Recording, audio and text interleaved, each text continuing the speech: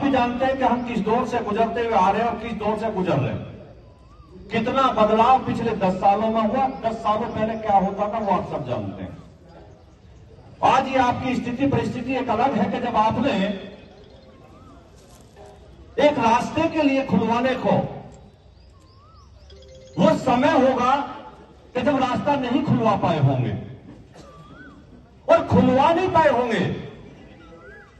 मुझे लगता है कि वो समय होता था कि जब खोलने की आप चेष्टा भी नहीं कर सकते थे, क्योंकि आप जानते थे कि अगर हम इस रास्ते को खोलने की बात करेंगे तो हमारे ऊपर मुकदमे लाद दिए जाएंगे, अगर हम कोई न्याय की बात करेंगे तो हमारे ऊपर मुकदमे लाद दिए जाएंगे।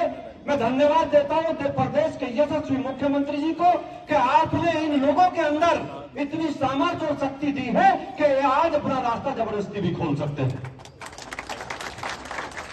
मैं धन्यवाद देता हूं सभी लोगों को कि जो काम करते रहते हैं। असलियत में है क्या दोस्तों, पिछले 60 सालों में 70 सालों में जिस तरीके से देश की स्थिति रही, देश जिस तरफ चलता रहा, जिस तरफ बताते रहे, लोग मानते रहे। एक बड़ी विडंबना की बात है कि जब से देश आजाद हुआ तो क्या सुनते थे कि अकबर महान था, गौरी महान था, शाहजहां महान था। आपने यह इतिहास में पढ़ा होगा, कोई ऐसा नहीं है, इतिहास में पढ़ा होगा, क्योंकि इतिहास हमें गलत पढ़ाया गया। एक आक्रांताओं को, आतंकियों को, गुंडों को, 2-2 पैसे के गुंडों को महान बताया गया।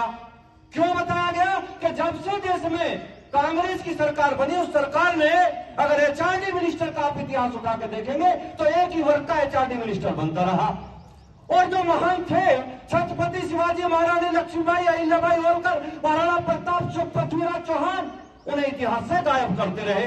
सही मायने में आज की तारीख में अगर भारतीय जनता पार्टी की कोई सरकार काम कर रही है तो विकास का काम तो एक तरफा हो रहा और होता भी रहेगा, लेकिन इस समाज को सही दिशा देने का काम कर रही है और सही इतिहास पढ़ाने का काम कर रही है। आप जानते हैं दोस्तों, पिछले, ये कोई राजनीतिक मंच नहीं है, लेकिन मैं आपको बताना चाहता हूं, पिछले कुछ दिनों आपने चुनाव में देखा होगा, कांग्रेस पार्टी के पूर्व अध्यक्ष एक किताब लाल लेकर फिरते थे। उस लाल किताब पे ऊपर लिखा हुआ था संविधान। अंदर से ये अलग बात है, वो कोरी थी, अंदर उसमें कुछ नहीं था, ये सब जानते हैं, लेकिन वो कहते थे कि भारतीय जनता पार्टी संविधान बदलने का काम कर रही है।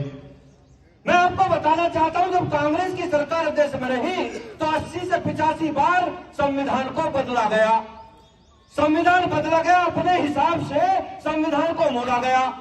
लेकिन आज कहते हैं कि संविधान बदलने का काम भारतीय जनता पार्टी कर रही है। बाबा साहब भीमराव अंबेडकर के द्वारा बनाया हुआ संविधान, भारतीय जनता पार्टी ये चेष्टा कभी नहीं करती कि उसके साथ कोई छेड़छाड़ की जाए, लेकिन भारतीय जनता पार्टी एक काम जरूर करेगी। भारतीय जनता पार्टी संविधान नहीं, लेकिन इतिहास जरूर बदलेगी, और इतिहास में क्या होना चाहिए वो बता कर रहेगी। इतिहास में बताना चाहिए कि मुगल देश में आए तो मुगलों ने क्या किया, बताना चाहिए कि मुगलों ने किस तरीके से भारतवर्ष को लूटा, बताना चाहिए लूट के पूरा विदेशी ले गए और यहाँ फर्जी कवर बना के उसे भी लूटने के लिए छोड़ गए। अब ये देश में दोस्तों चलने वाला नहीं है, किसी कीमत पर नहीं चलने वाला है। हम लोग बात कहते हैं, अपनी बात कहते तो लगता है कहते हैं वो हिंदुत्व की बात करते हैं। भाई देश में कोई जुर्म है क्या हिंदुत्व की बात करना? अरे ये सनातनियों का देश है, पूरा भारत सनातनियों का है साहब। अगर सनातनी यहाँ बात नहीं करेगा तो पाकिस्तान में कौन करने देगा? अरे हमने देखा है पाकिस्तान में 21% से 1% पे आ गए। बांग्लादेश में क्या हालत हुई आपने अभी देखा होगा। हम दूसरा बांग्लादेश उत्तर प्रदेश से हिंदुस्तान में नहीं बनने देंगे किसी भी कीमत पे। दोस्तों मैं आप लोगों से कहना चाहता हूँ, इकट्ठे रहिए। ये अभी तो मैं बता रहा हूँ आपको, आपकी चर्चाओं का विषय रहेगा, चर्चाओं का विषय रहेगा तलवार का बांटना। ये खबर है आज की इन मीडिया वालों के लिए कि तलवार बांटी गई। भाई तलवार बांटना कौन सा जुर्म है?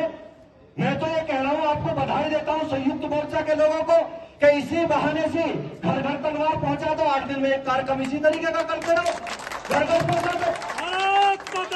बधाई देता हूं, अच्छा काम कर रहे। तलवार तो हमारी पहचान नहीं है, तलवार का ना कोई लाइसेंस चाहिए ना कुछ चाहिए, हर घर पे तलवार पहुंचाओ, बांटो तलवार, इसमें क्या दिक्कत है? भाई तलवार से कोई हम अत्याचार थोड़े करें, लेकिन अत्याचारियों का सर्वनाश हो ये तो हम लोगों की जिम्मेदारी बनती है। इसमें कौन सी बुराई है? अत्याचारियों का सर्वनाश हो ये हम सब की जिम्मेदारी बनती है। और मैं आप लोगों से कहता हूं, न डरने की जरूरत है, न दबने की जरूरत है। हमने तो वो दौर को देखा है, हमने और विक्रम भाई ने देखा। अरे हमने तो आतंकियों जैसा व्यवहार हम लोगों के साथ किया गया।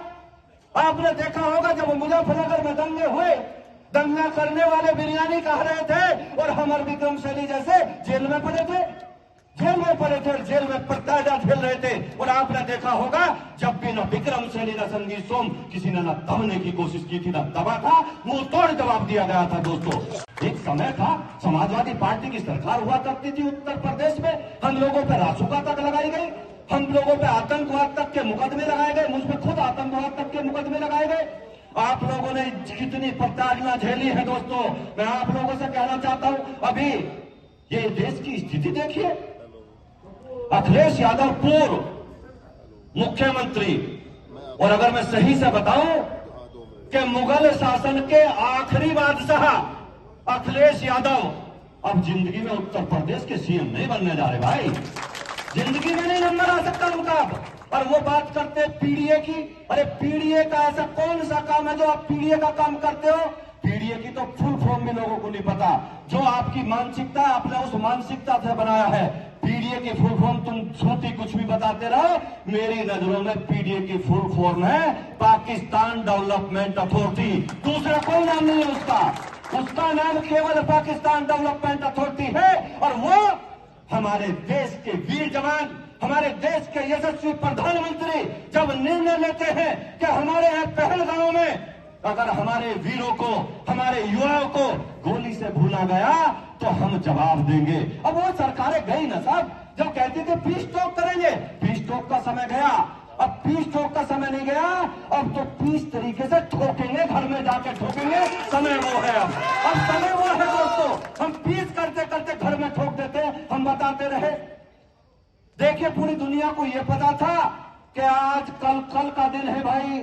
मीडिया कह रही थी परसों को देखिए क्या होगा, परसों को देश के प्रधानमंत्री और सेना क्या करेंगी। सब ये चिल्लाते रहे और कहते रहे कि कल होगा, परसों होगा। पाकिस्तान को यह भी नहीं पता था, तेरे घर में आकर ठोक गए। और वहां का प्रधानमंत्री कह रहा है कि हम तो तैयारी कर रहे थे कि नमाज के बाद कुछ जवाब देंगे, लेकिन जब तक हम जवाब देते ब्रह्मोस हमारे घर में आके गिर गई। अरे प्रधानमंत्री पाकिस्तान के सुन लो कान खोल के, अभी तो आतंकियों के ठिकानों पे गिरी है, उन्हें नेस्ता नाबूद किया है। अगर आप अभी भी नहीं समझे, अभी भी नहीं सुधरे, तो पाकिस्तान को नक्शे से मिटा दिया जाएगा, ये आपको समझना पड़ेगा। मैं आप लोगों से कहना चाहता हूं, बहुत लंबा चौड़ा भाषण देने का विषय नहीं, लेकिन आप लोग बैठे थे तो मैंने थोड़ा सा बोल दिया। मैं एक ही बात कहूंगा दोस्तों कि इकट्ठे रहिए, जातियों में मत बटिए। नेता नगरी आएगी आपको जातियों की बात करेगी, आपको जातियों के नाम पे बांटने का काम करेगी। मेरी एक ही अपील आप लोगों से है, जातियों में मत बटिए, संगठित रहिए, मजबूत रहिए। गारंटी से कह रहा हूं, एक बात और भी बताता हूं। बहुत लोग कह रहे हैं कि अब के उसकी सरकार आ जाएगी, उसकी सरकार आएगी। 25 साल तो भारत में अभी किसी की सरकार आने वाली नहीं है, ना उत्तर प्रदेश में, ना पूरे भारत में।